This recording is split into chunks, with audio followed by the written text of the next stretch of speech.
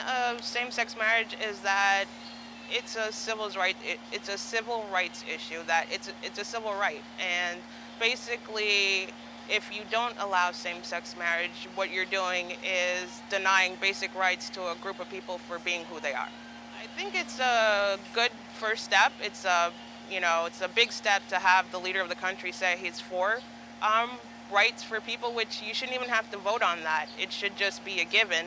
But the fact that he came out and said that he advocates for it, it's huge. I mean, especially considering just the day before, a state said, no, we don't want it, and altered their constitution to disallow same-sex marriage.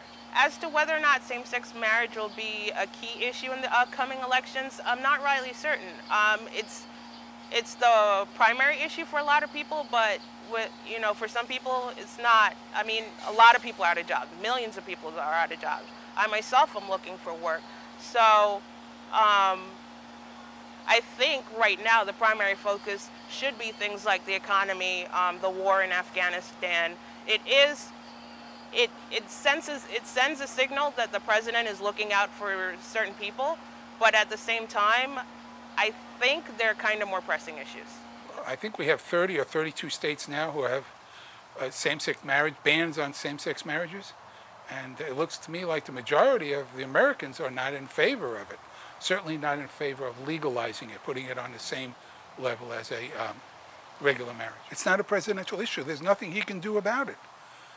It's the same thing with abortion. It's not a presidential issue. We all have our own opinions on it, but it's not a presidential issue.